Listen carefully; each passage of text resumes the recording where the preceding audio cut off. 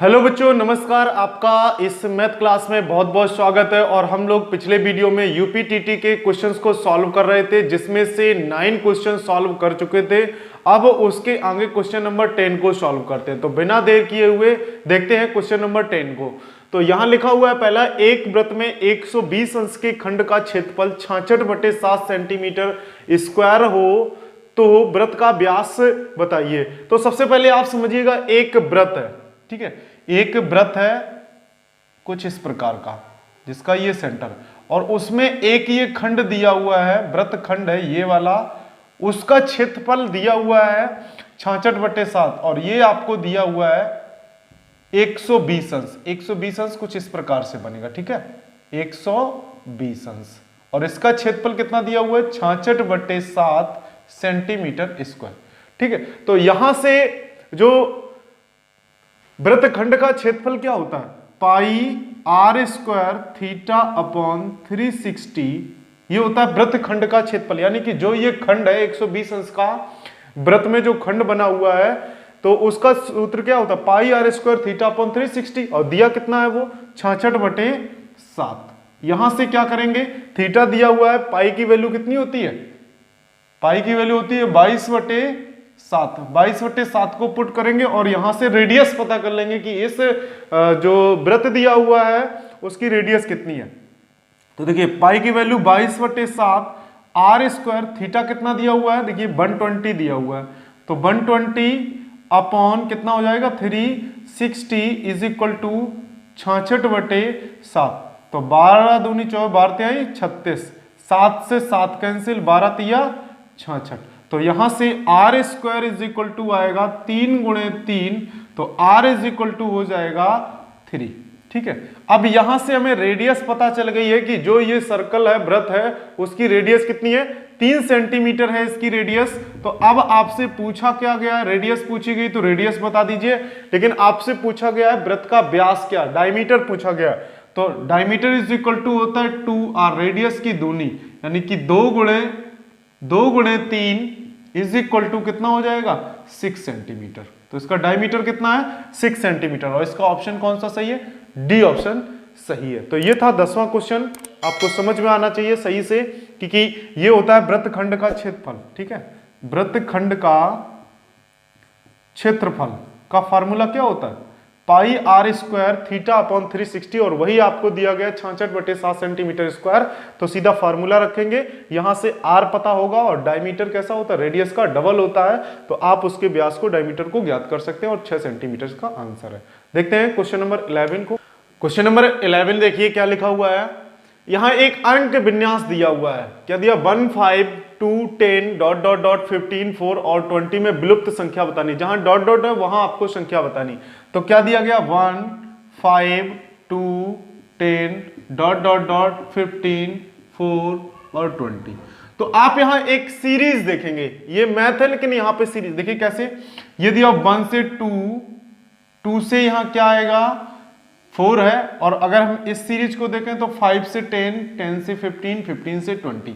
तो यहां पे ऊपर 5 अंक बढ़ रहे हैं, और नीचे क्या क्या एक अंक बढ़ रहा है। तो यहां अगर 1 है तो यहां 2 है, तो यहां क्या आ जाएगा 3 आ जाएगा, यहां 4 है, इसके बाद 5 होगा, 6 होगा, ऐसे करके यहाँ 5 है, 10 है, 15 20 25 ऐसे। तो इसका ऑप्शन कौन सा सही हो जाएगा, डी ऑप्शन सही हो जाएगा। तो ये आपको रिक्त संख्या, विलुप्त संख्या बतानी थी, और इसका आंसर कितना हो जाएगा 3। इजी क्वेश्चन था। और चलिए नेक्स्ट क्वेश्चन देखते हैं, क्वेश्चन नंबर 12 को। क्वेश्चन नंबर 12 को देखते हैं, लिखा हुआ है, ये यदि किसी वर्ग की भुजा में 10% की वृद्धि कर दी जाए तो उसके क्षेत्रफल में कितने % की वृद्धि हो जाती है।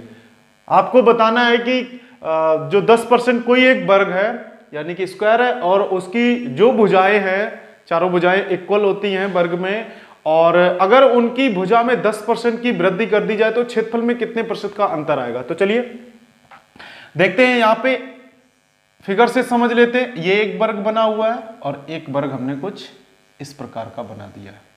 तो आप यहां देखेंगे कि ये एक ए बी सी डी है, और ये small A B C D ले लिया इसको, ठीक है, स्मॉल में कर दिया।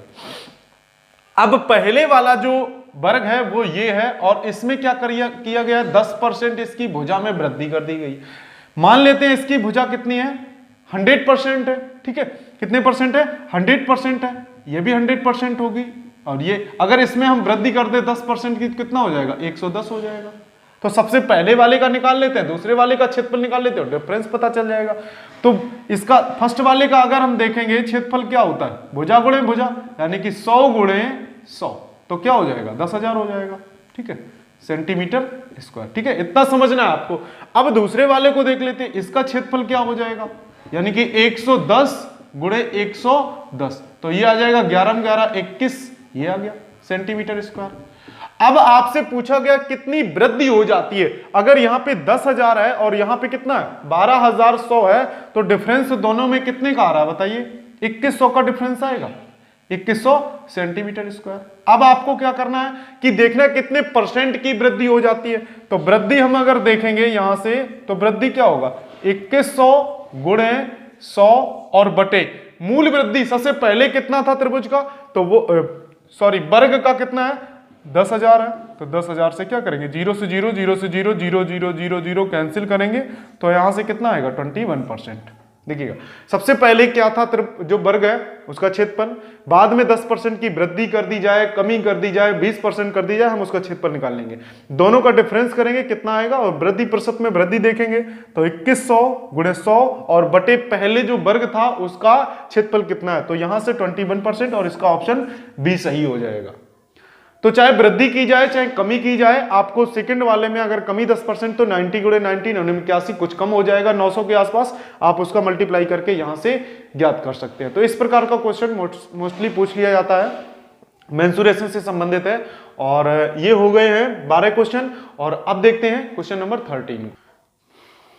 इस क्वेश्चन को देखते हैं, नेक्स्ट क्वेश्चन को देखते हैं, क्वेश्चन नंबर 13। मोहन की 5 वर्ष पूर्व आयु तथा 9 वर्ष बाद उम्र का गुणनफल 15 है, तो मोहन की वर्तमान आयु बतानी है। ऑप्शन 4, 5, 7 और 6 दिया हुआ है। चलिए मोहन की बात कर लेते हैं। मोहन की अगर हम बात करें तो 5 वर्ष पूर्व की आयु की बात की गई है और 9 वर्ष बाद की बात की गई है, ठीक है, समझिएगा। अगर हम यहां से समझ लें कि दोनों का अगर हम गुणनखंड कर दें, दोनों का यानी कि 5 वर्ष ये वाली और ये वाले के दोनों का गुणनखंड कर लें, तो हमें कितना दे रहा है, 15 वर्ष दे रहा है। तो अब 5 वर्ष पूर्व है और 9 वर्ष बाद की बात की गई है, तो मोहन की कुछ वर्तमान आयु होगी।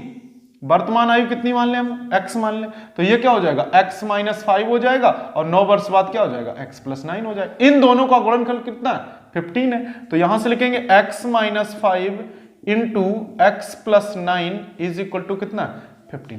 अब चाहे तो आप ऑप्शन को भी चेक कर सकते हैं। ऑप्शन को चेक करेंगे, 4 होगा, माइनस में जाएगा, यहां कितना है, प्लस में है, तो ये कैंसिल। यहां से करेंगे 5, तो 5 में से 5 0 हो जाएगा, तब भी ये 0 हो जाएगा, यानी कि ये दो ऑप्शन नहीं होंगे। अब आते हैं 7 पे, 7 यहां से करेंगे तो कितना आएगा, 2 आएगा, इनटू कितना होगा, 9 और 7 कितने होते हैं, 9 7 16, 16 दूनी 32, तब भी गलत है, तो ये भी गलत हो गया। अगर हम यहां से किसको ले लें, 6 को ले लें, तो 6 में से 5 गई 1 और गुणा 6 9 6 15, यानी 15 एकम 15, यानी 15 सही है। इसका ऑप्शन कौन सा सही हो जाएगा, 6 ऑप्शन सही हो जाएगा, यानी कि मोहन की वर्तमान आयु कितनी है, 6 वर्ष है। तो आप ऑप्शन से भी चेक कर सकते हैं कि कौन सा आंसर इसका सही होगा।